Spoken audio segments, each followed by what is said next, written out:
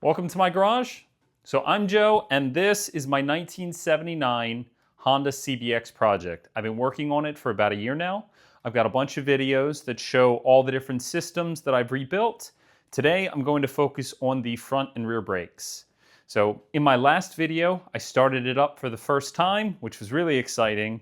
And now I have to make sure that the bike can stop. For those who aren't aware, it's very important with the motorcycle because if you can't stop, then you don't have control. So we've got the horsepower, now we need the braking power. The front brakes are off of a Suzuki GSX-R, and then the rear brake is stock.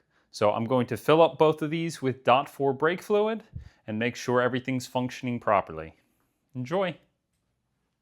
So what I need to do on the front is I'll start filling it up with brake fluid, and then I'll bleed both sides, and then I'll just walk you through the process, how I do that, and some of the tools that I use to make this a little bit easier because it can be a little frustrating. I've already got the reservoir cap off, and I'm going to fill this up with some .4 brake fluid. I'm going to be able to use .4 on both the front and the rear. You can mix .3 and .4, but you can't mix it with .5. Neither of my systems take .5. So I'm going to fill this up. So I've got an upper limit and a lower limit. So I'm just going to fill it up to the upper limit. This is just going to give me a view so I know where it is.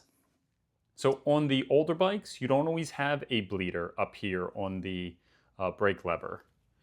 You typically just see them down here on each one of the calipers. But since this is from the Suzuki, we're going to start up here. So let's get this rubber cap off. I'll attach my wrench right there.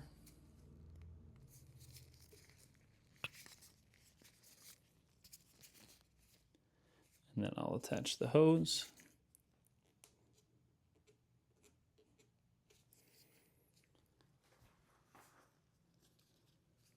I'm just going to hang this off for right now.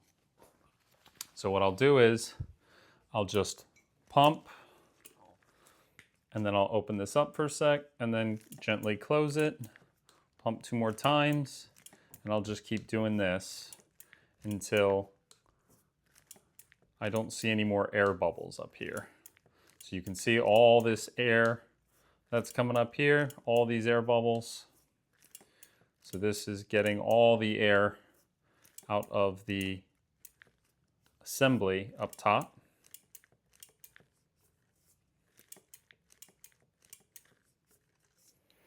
And I'm just monitoring the rest of the system, make sure there's no brake fluid coming out anywhere else.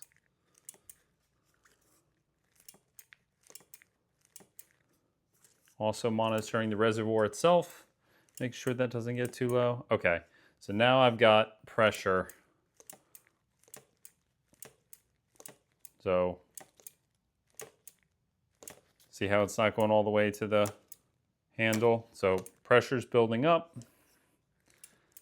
And this is good, because this is what you need in these systems. So I'm going to continue doing this just a little bit more until I get to that lower line, just to make sure I've got air out of the system, because I'm going to have to do the rest of the system as well. I know there's air in the rest of the system, but at least this is going to build up pressure so that we can push it through the rest. Definitely takes a little bit of time to do this. All right, so this is looking good.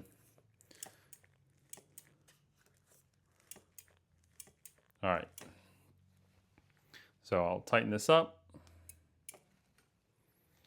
We've got some pressure up here, and then I will fill this back up.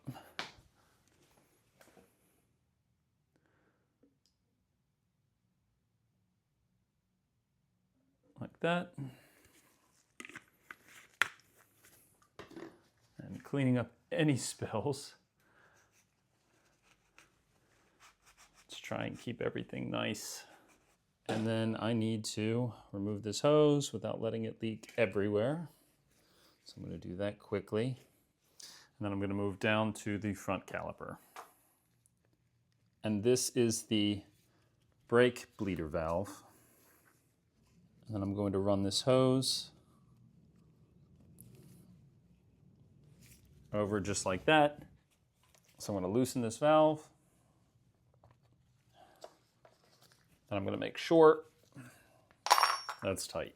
So I'm going to pump this a couple times to try and get the fluid to start flowing, because there's not much fluid in these lines right now. And you just continue to repeat this until you start to build up some pressure. And we'll probably have to switch over to the other side after I see that we've moved some of the brake fluid. Also, while I'm doing this, I just want to check for leaks, make sure I don't have brake fluid going anywhere. Brake fluid does eat through paint, so you really should protect anything like your tank. That way you don't have to worry about your paint coming off. If you do spill any brake fluid, just quickly clean it up. Don't let it sit there. I'm just pumping this a couple times. Once we start to build up pressure, you only need to do it one at a time. All right, now I'm going to switch over to the other side. Same thing over here.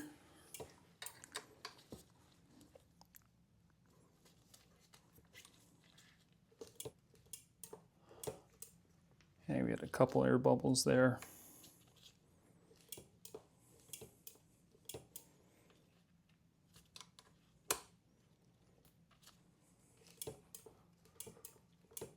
Do it one more time. Had a couple there. All right, so that looks good. Tighten this down. So front brakes. Now in a good spot. I'll just fill it up to this upper line.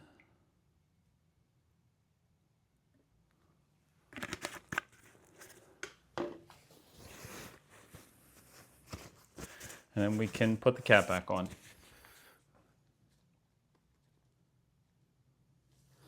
Put this cap back on.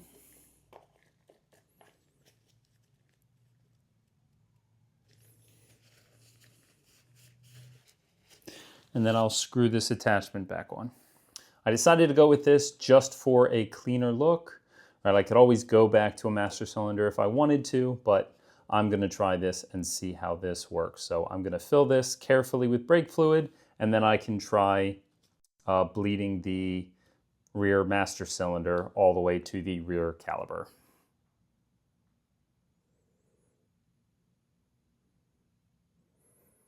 And I'm just gonna use this to secure it right now. All right, so I've got it filled up to about there. All right, it does look like it's forcing some fluid through the system. I can see it slowly going down. I don't have any pressure on the brake pedal yet. Does look like it's still filling. I don't see any leaking yet. Okay, we'll fill it up more.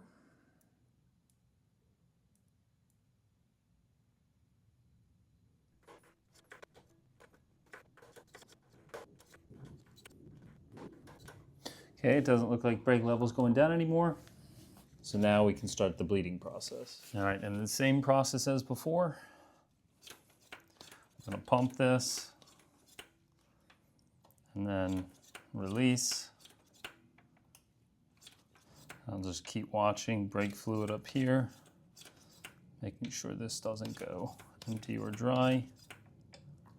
So I can still see a bunch of bubbles coming out. Brake's starting to build pressure. Okay, it doesn't look like we've got as many bubbles coming out now. We are at a good spot now. All right, that's it for tonight. Thanks for tuning in. If you want to get notifications when I release new videos, feel free to hit the subscribe button. Take care.